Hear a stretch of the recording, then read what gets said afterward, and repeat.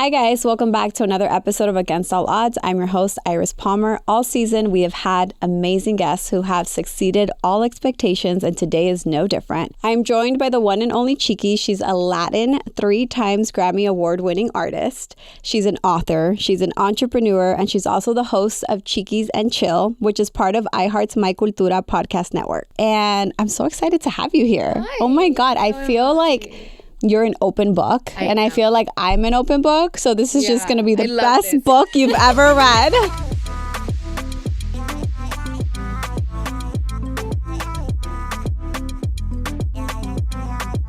Heck yeah. I'm so excited. Thank you for having me. Thank you for being here. So I start every episode with a little icebreaker. Okay. I love astrology. I'm into zodiac signs. I'm a Taurus. Oh, nice. And I read you're a Cancer. Yes. I love Cancers. Oh, you know, gosh, Cancers and Tauruses are number 2 match. Yes. Actually, I was about to tell you. I was like, you know what? I have a lot of Tauruses around me. Yeah. My man's a Taurus. Oh, nice. I mean, Cancer. Oh, he's a Cancer. Okay. Yeah. So we're like the Cancer and Taurus dynamic. I love that. And I feel like Cancers are, obviously you guys are emotional. You guys are very deep. But I feel like you guys are very intuitive. Very intuitive. Very intuitive. Like, he will meet someone and be like, you got to watch that person. Like, he just has these like gut intuitions and he's always right. Like, Cancers are always right. And they're so nice until they're not. Like, if you cross them, they're like, we're little crabs.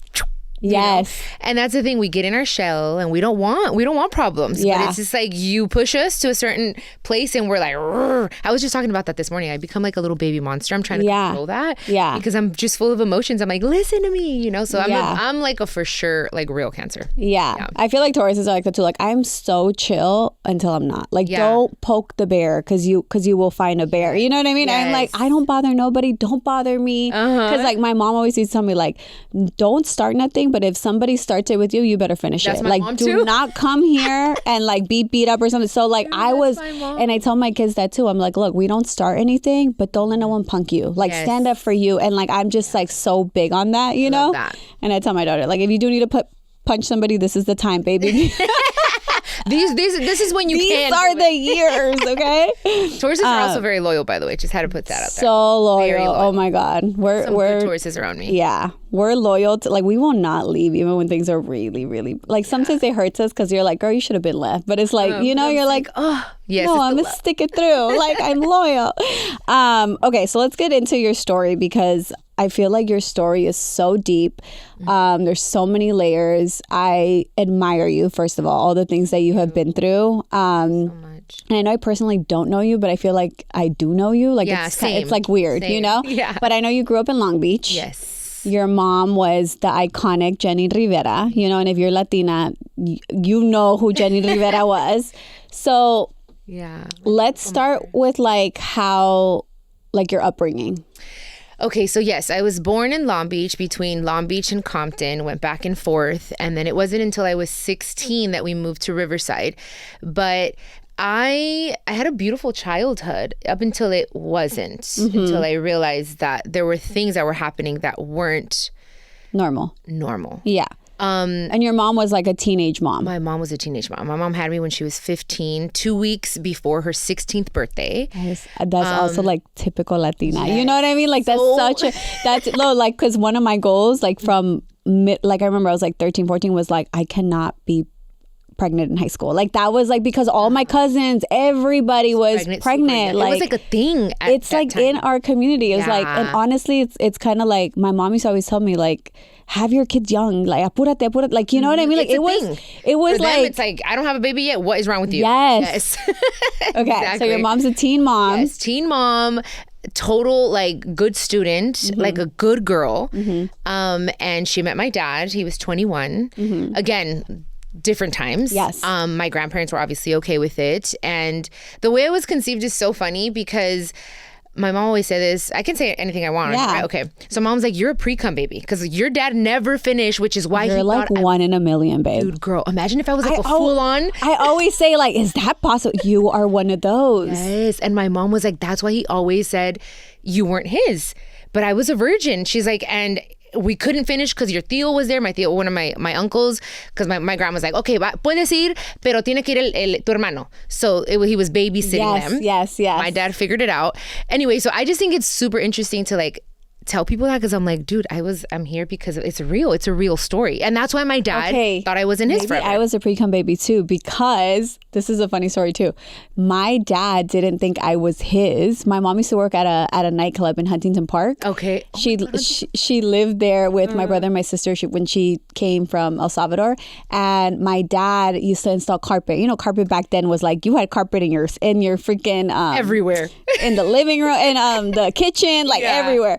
But so my dad used to come. My mom said that he would come in with these like little gold chains, and that my aunt. So it was my sister, my aunt, and my mom both working at the nightclub, and they were like, "Oh, let's see who can get him," you know, type of thing. My dad went on a date with both the sister and my mom. And they had like a one night rendezvous, whatever. She ended up pregnant, and 8 months later, he was like, that is not my kid. And she was like, this is your kid, but if you don't want to be a part of her life, like, you're never going to be a part of her life. And my dad said that something in him was like, no, that's my kid. So then they got together. So they weren't like in a relationship and like, you know, so you're the glue. I was the glue. Yes. I've never shared that story, but now that you were like, you know, my dad didn't know about, I was like, maybe I was a pre-cum baby too. Exactly, because I was like, I never understood it until she like told me when I got older. But yeah, that's funny. Anyway, my mom and I grew up like sisters. Imagine 15 years apart. So it's like there was a lot of love and a lot of like, I guess, unspoken rivalry in a way, because we were like sisters, you know. Yeah. But it was, you guys were like growing up together. Exactly. She's like, you didn't come with the manual. And imagine, she was such a good student. Yeah. Like valedictorian, and I wasn't like, I wasn't. You're like opposite. I was opposite. So she's like, who are you? Yeah. So I think it was a mix of so many different things, but I had a beautiful childhood nonetheless. I mean, yeah. So your mom eventually becomes this like mega superstar. Yeah. And what was that like? What was that change like? Because I also know that you guys kind of were like raised in humble beginnings, right? Yes. Like a lot of people, I don't think know. And my mom spoke about it a little bit, but my mom we were on welfare, we were on WIC. Like you know, there were times when we didn't have anything to eat, but she would never tell her family, because to her it's like, I have it all together. I'm not going to ask anyone for a handout, and then they're going to throw it in my face. Yeah, no, she's pride. Yeah, she's like, I'm going to make this happen, and she always did. Like I'm like, how does she make every holiday special, even if like we didn't have anything and you didn't know? Yeah. So it's just like, she was really like hardworking in that sense. But what was it? Then, girl, I got sidetracked. Hold on. What was that? She became a mega superstar. And what was the transition? Or like, what do you remember? Like now your mom's like this superstar. Well, I was 10. Okay. 10 years old when she started singing. And I remember going to school, and you know the folders that had like the little inserts? The inserts where you could put pictures. So I had a picture of my mom, and I would carry, and I was so proud. And they're like, who's that? I'm like, this is my mom. She's going to be famous one day. And they were like, what? They would make fun of me. I was bullied, girl, since I could like remember. Really? If it wasn't about my weight, it was because I didn't have like the coolest shoes. Because again, we didn't have, you know, I mean, I had my little Payless shoes, and people would just, you know, they had their Fila's and their LA Gears, and I didn't get those till later. But you know, they're like, oh yeah, right. Then she becomes this mega star. When I was 16 years old, it started happening. That was when my youngest brother Johnny was born. So I kind of took over. Like that was my kid, because my mom was doing her thing, and I just saw little by little she would stop singing, and then she's like, no, I would go back. It would just call her back. And then it just became what it is now, slowly. It was a slow burn, but like it was, look at her. Like I feel like she's just a light that's, I mean, undeniable. You know? And she's still shining. And she's still, exactly. Yeah. So it had its hard moments, because she was out so much, you know, and missed a lot of important days, and I kind of resented her career for it. But now that I understand, now I have a lot more compassion, and I feel bad that I was so tough on her sometimes, because we were tough on each other. It wasn't just her. I was tough on her too. So well, I think that's the reality of like getting older too. Like I've had those moments with my mom too, where I didn't understand her or her choices until becoming a mother or like becoming of age, and I'm like, damn, like she did the best that she could. Exactly. You know what I mean? Now and you look at them, but for a long time I had a lot of resentment for my mom too. Yeah. And it's funny because like you get older, and then everything that you that like your parents thought or felt, then you're like, I get it now. Exactly. I've had so many moments like that. I'm like, damn, she was right. Yeah. I also know you've been very open about being sexually abused by your dad. Yes. How do you, I mean, I'm assuming it's an ongoing trauma and healing. Mm-hmm. You know, that was, thank goodness for my mom. So when it first happened, I was 8. And then I didn't talk about it for the first time until I was 10 with my mom's only sister. And then just to find out that she was also being molested by him. And then it came out when I was 12. We went to church and, you know, like we were very Christian. And we were, cause that's a whole other subject. But anyway, we were Christian and there was a prophet and the prophet was praying for my aunt and it all came out in that way, like in front of the church. In the church. Yes. So then I think they let 2 weeks pass by and then all of a sudden. And your mom was there? Yeah, my mom, my grandma. And this is the first time your mom's hearing about it too? Mm-hmm, everyone. Okay. Her and I had kept the secret. She's like, okay, if it ever happens again, you tell me and we have to stop. But I never told her because I was like, so scared. Yeah. I was like, oh my gosh, like I don't want to lose my dad. I know how my mom's temper, my mom's going to kill him. Yeah. You know, and my dad, I thought of all these things when at 10 years old. Yeah. So I didn't keep my promise because I didn't tell her. And so anyhow, they had like a family meeting and they asked her about it and she came clean and that's how it all happened. So that was... How did your mom react? Oh my gosh, girl. Well, if it wasn't for Jenica, she was pregnant with my sister Jenica. She was like, what, 7-8 months, something like that. Mm-hmm. And she was full on belly. If it hadn't been for her being pregnant, there would have been nothing that would have stopped my mom from going and handling business herself. Like, I know it. Like, God knows when and how he does everything, because the detectives were like, you can't say anything. You have to pretend like everything's fine. She's like, well, how am I supposed to send my kids over there? She's like, make an excuse, but we have to do our investigation. Of course, those things take time. So he felt it. It's like, something's wrong. Something's off for like a month. And it wasn't till that year, 2007, October 31st, I remember because it was Halloween, my mom just couldn't hold it. She's like, I already know what you did. I know what you did to my sister, to my daughter. I'm going to get you. Dude, that was Halloween night. The next day, they go and look for my dad. His house was empty, nowhere to be found. No way he left? 10 years. On the run for 10 years. And then my mom became this mega superstar. And when she became more famous, she got more respect, so she was able to have people help her. There was this one detective. Oh, she tracked him down. Oh my God, I didn't know that.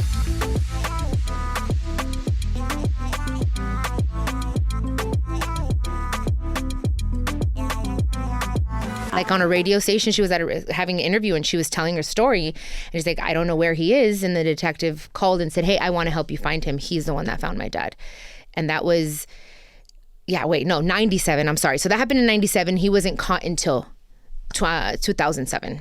That's when we started going to court. Girl, it was a whole thing. It was so crazy. Okay, so now your dad, I'm like just like shocked. Like, but okay, so now your dad goes to jail.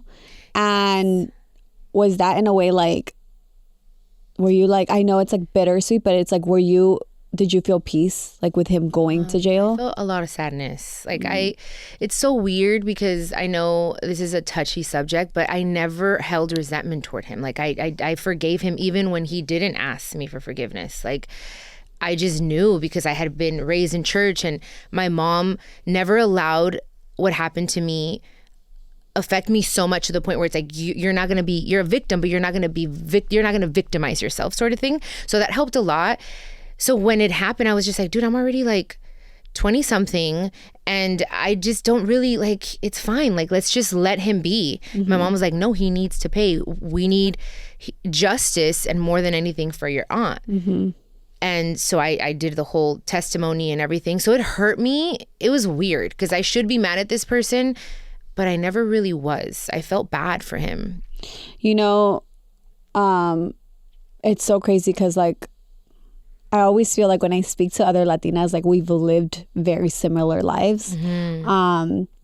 My mom and her sister were a victim of rape as well in El Salvador through mutual family members because their parents died at a very young age and they were passed on to like the tias and and you know, so they dealt with that too. And I know that you are in therapy, or you went to therapy, yes, right? I started therapy. And I feel like our community is like, we look down on therapy. Like we're not, like I feel like I need therapy myself, but I feel like I don't even know where to start. And my fear is like just telling a random person all of my, I get it. you know, dishing everything out. I And then I'm totally like, understand that. Yeah. But it's someone that could never ever say anything, and it's to me it's almost like, better. how do you find the right therapist? That's a good question. Truth be told, I've had a lot of therapies. I've had a lot of therapists, because you have to find, it's not just one fits for everyone. Yeah. I knew I needed a female, and it took a while. Yeah. So I think I just found my new therapist, like a year ago? So you know what I mean? And so how often are you seeing this therapist? Like, it depends. I try to see her. Right now, I feel like my tune-ups, now I'm doing life coaching. So I feel like I did therapy for a long time, and I would do therapy like once a month, depending on how much I needed it, or I'm like, hey, I need a session.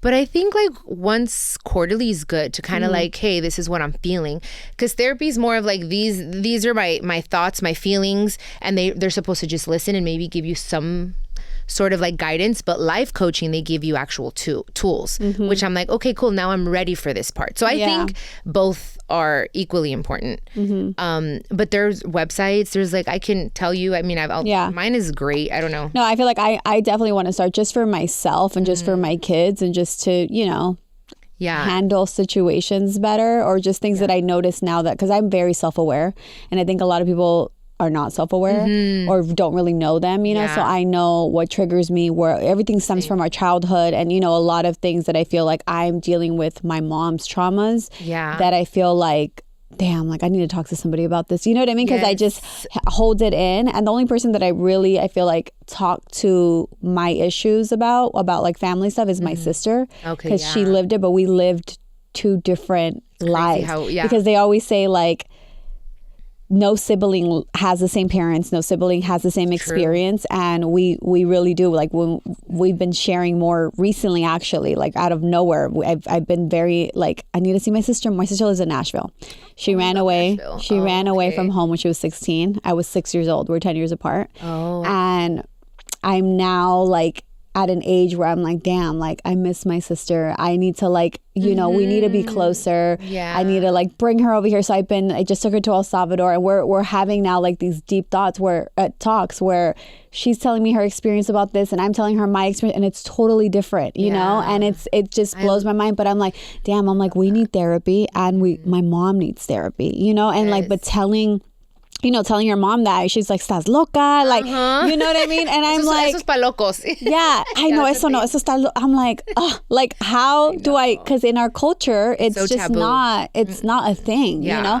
And also too, like another thing that you were saying, when like your mom was like, we're not, you know, something very traumatic happened to you, but you're not going to be a victim. And I think in our community, we don't play the victim card, even though we were victims of a lot of things. And I think I see that also in my relationships, where like, if people are playing the victim and they're like, to me, it's not a reason to play victim. I'm like, what is wrong with you? Like, people have real life problems. Get it together. Do you know what I mean? Because I feel like tough love. Because I feel like we don't make excuses. Like, our parents, from like being immigrants, like they have gone through so much, and we figure it out. And I just think it's part of it truly is part of our culture. Being like just hustling and getting things done because we have to. There's no other choice. Yeah. But therapy, I'm gonna look into it. I think life coaching would be great for you. I think life coaching, because I feel like if you are emotionally intelligent and self-aware, I think life coaching would be great. And I have the perfect person, because well, share that contact. I have to tell you, I definitely have to share. She's amazing. Okay. I just got so sidetracked, because I'm like, this is like the talk that I didn't know I needed for therapy. You know? Oh my gosh, well, girl, I'm here. So you clearly have gone through so many hard moments in your life. The hardest one probably being losing your mom in 2012, right? And you guys were not on speaking terms, right? I'm so sorry. Yeah. That's like...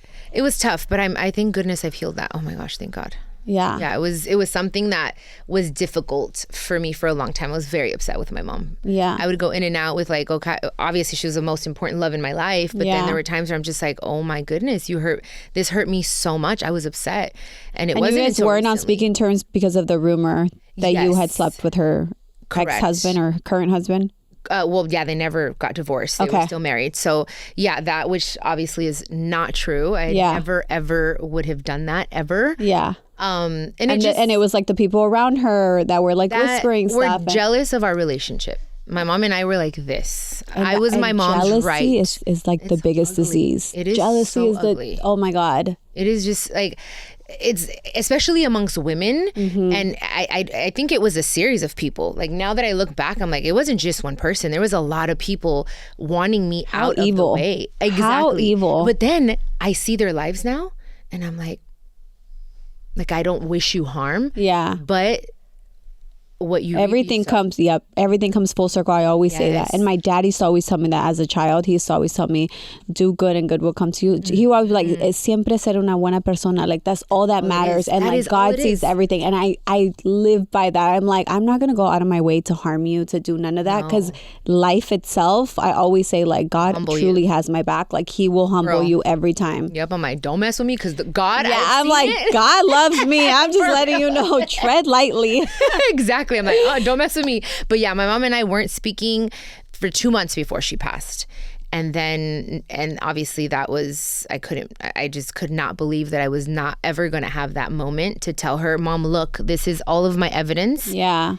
That wasn't the first time she had stopped talking to me. My mom's lessons were very hard. Yeah. My mom was like, okay, I'm going to show you. I'm going to make you miss me. So she had done that to me when I turned 15 for 2 months. So I felt like it's one of those things again, it'll come around, but then. My mom was like that too though. Really? Yes. I'm telling you, I feel like we've lived similar things. My mom lost my brother, my mom had a baby after me and she delivered the baby and the baby was dead. And it was the most traumatic thing. I was like in middle school and we named him Jason Joel. I have a J on the side of me. It was like my first tattoo. I got it in high school. And to this day, people are like, why do you have a J? But like people don't really know that like my brother died.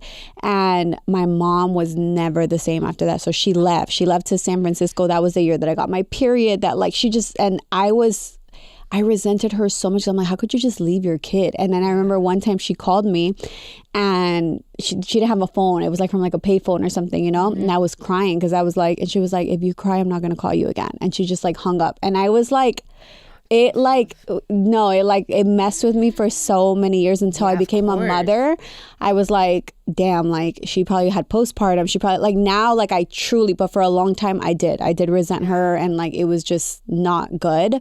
So yeah, everything that like the not talking to you, the all like it's like I don't know, it's like a weird form of love. It's also their like way of surviving. Yeah. You know what I mean? Now I understand. I'm like, it's okay. Like I finally let it go where I'm like, I'm not mad. Like I understand. And I know why God, like how everything happened and I wouldn't change it. As weird as that sounds, I'm like, it's truly made me the person that I am today. Same. I feel the exact same. I'm like, I wouldn't change not one experience. Not one thing. As much as it hurt. I feel like I'm so strong. And then I also feel like because of how I was raised and how all the little things, I feel like a lot of people are not okay alone. I'm truly okay alone. Yeah. Like, is that weird? Dude, same.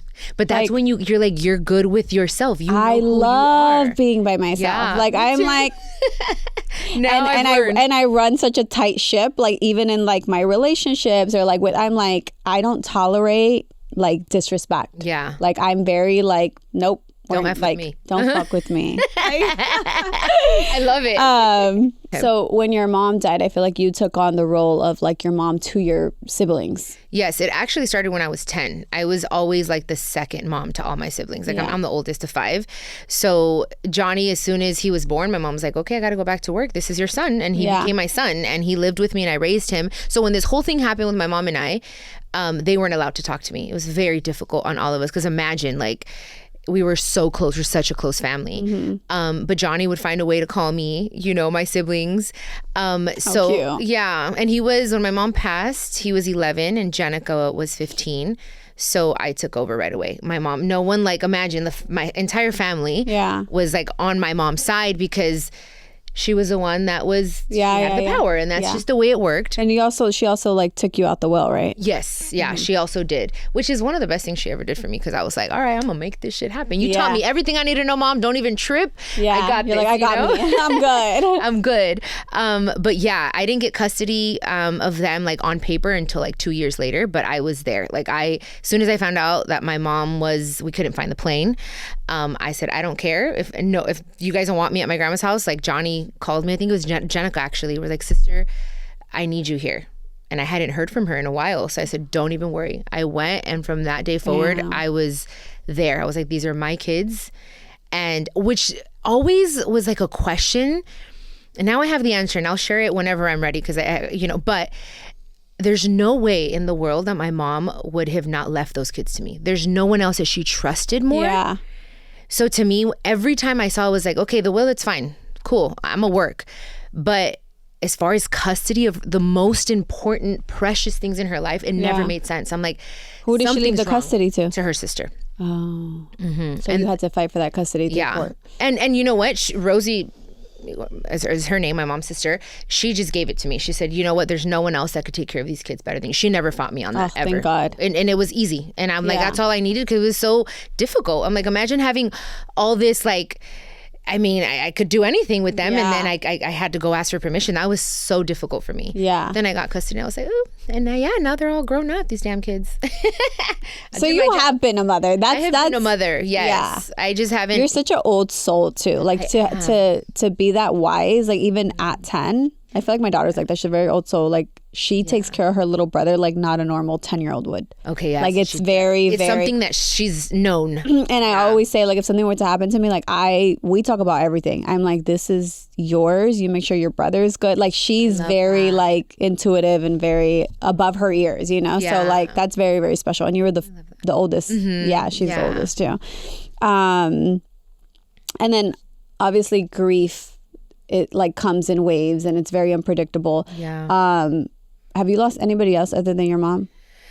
Well, the first loss was my stepdad, Johnny and Jenica's dad. He passed 2 years before. So that was kind of, I think, prepared us for my mom. But after my mom... How did he die? He was incarcerated, and he got bit by like a spider, and then just got like a really bad fever, and then it turned into pneumonia. It was the weirdest thing. So young. He was so young. I think like 35, if I'm not mistaken. So yeah, that happened 2 years. But that was like the biggest loss, and my mom did not know how to even. I had to tell the kids. I was like, "Hey, your dad's gone." She didn't know how to like handle it. Yeah. But I feel like that was also preparing us for what was coming with my mom, which is crazy to even think about. But after my mom, no, I've had grief in other ways, like relationships and family members, and Did you go to therapy for grief about your mom? Yeah, for sure. I needed it because I was very suicidal for a little bit. Yeah. It wasn't, especially those 2 months when we weren't speaking, I thought about taking my life. I was on watch. My friends, thank God for them, girl, they would not leave me. I was not alone for a whole month, because it was like, hey, your shift. And I didn't know this was going on. I just knew someone was always with me. Yeah. But they knew that if they left me alone. God, what a dark place. It was so bad. It was so bad. And thank God nothing ever happened. My therapist, like 2 weeks before my mom passed away, said, you know what? You need to start living your life as if she's no longer here. And I'm like, how? What? And then she passed. It's just, I don't know. I mean, thank goodness I feel like so much closer to her now. But yeah, therapy definitely helped me a lot.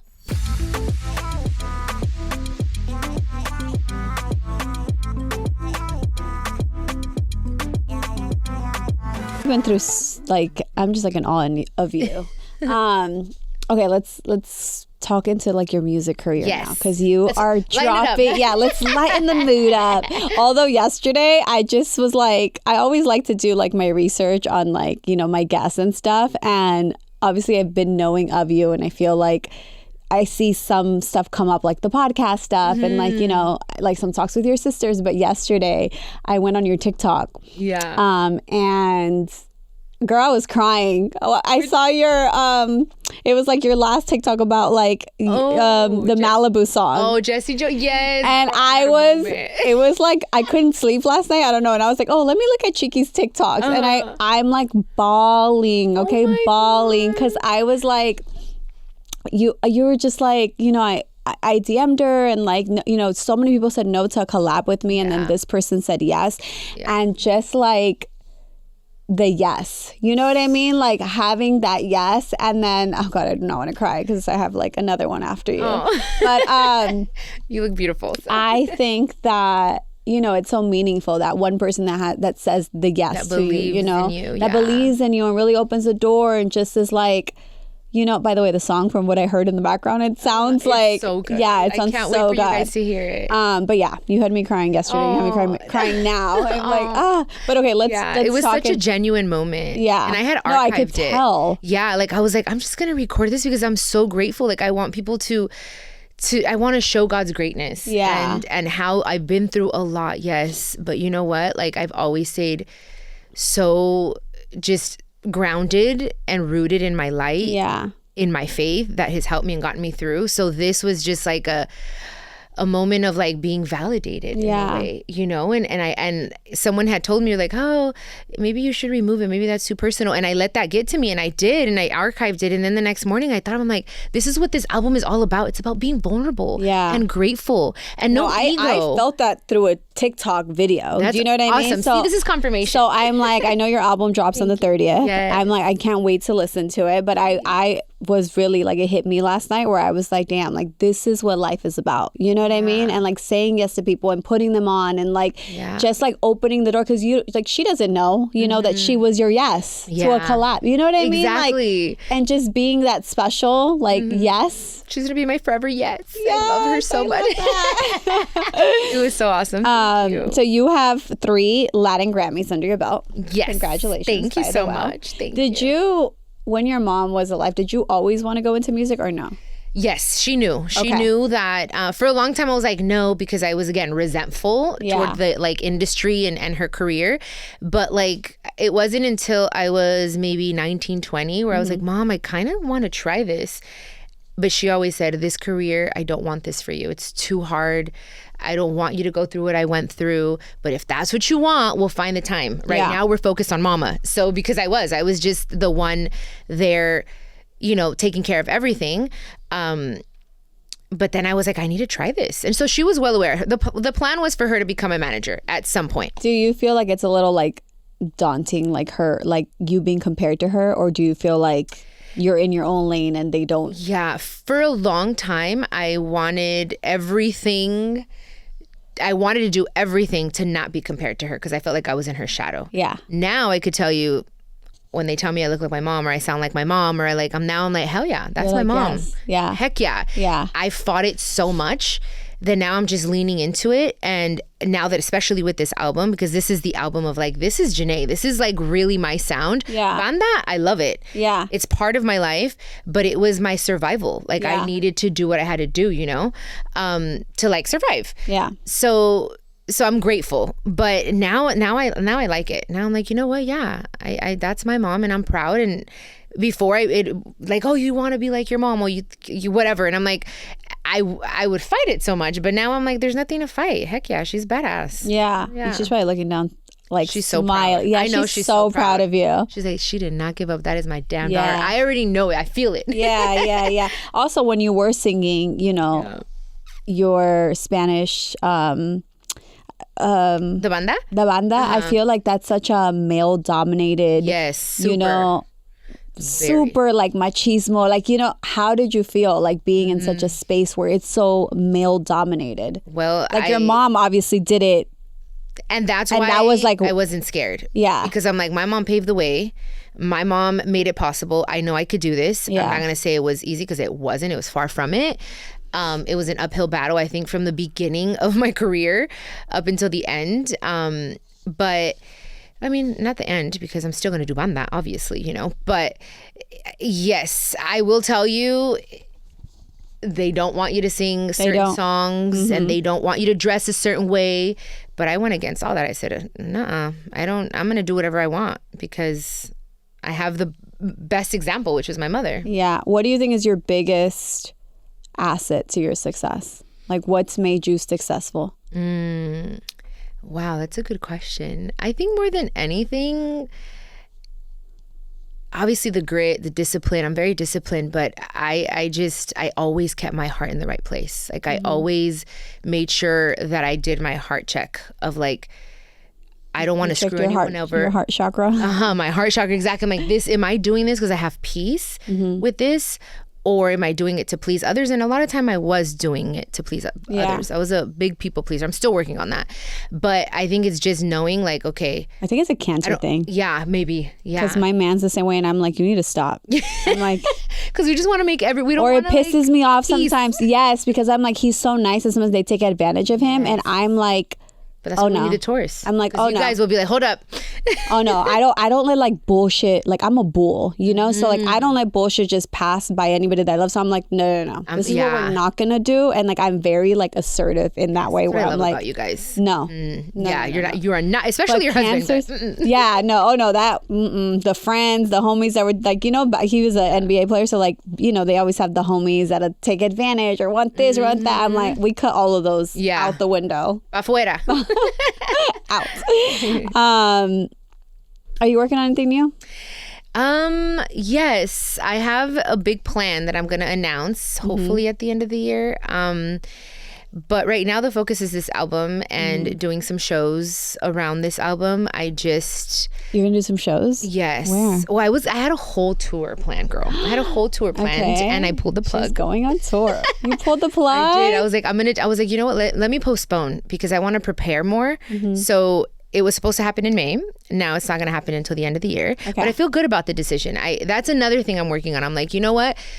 I need to be more gracefully assertive, especially like, you know, because we get stuck in, these people know more than us. Yes. But I'm like, no, I need to follow my intuition. I talk about this all the time. I need to practice what I preach. Yeah. So I said, you know what? It doesn't feel right now. And let's move it. So I'm working on that right now, currently getting that whole show together because it's going to be more of like a wellness situation. Oh, okay. So I'll invite you. Please, I'm there. So yeah, so it's just that right now and you know, a lot of baby making, you know, just doing our best to just have fun. Okay, yeah. So I'm sending you good vibes. Thanks, you're going to be the best mom, by the way. You already are to your siblings. So like, I can't wait. I hope you have a girl first. I don't know why. Yes, I know. I have a feeling it'll be a girl. I don't know why. I'm like, I see a girl. Yeah, okay, yeah. Yeah. You're very intuitive, too. I'm very intuitive. And I go by the Chinese calendar. If you care about zodiac.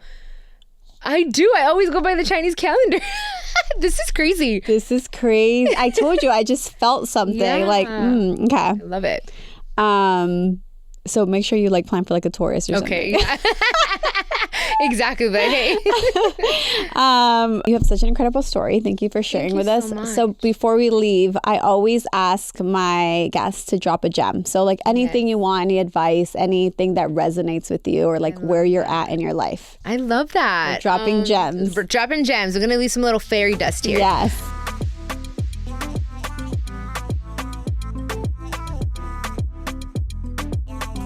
Well, I mean, I think if I could speak to all the women out there, because obviously I am a woman, which I love being a woman, because it's like, I think it's not an easy job. We're superheroes. But we're superheroes, guys. We are life. Literally life. Yeah. So all I could say is I've seen this a lot in my industry is a lot of jealousy and envy. If we were just to support one another, uplift one another, empower one another more, and not speak bad about each other when we're not present, like I think that's just gonna raise just a strength between women. That's like my biggest goal right now, and not to compare ourselves. I think we compare ourselves, and I've done this a lot, to the progress of like this person is here at this age, and it's just like we have to just not do that. And that's something that has helped me so much, and I have to remind myself of that, because then that causes us to like not really work internally and really fix the things that are most important, because we're so worried about everyone else.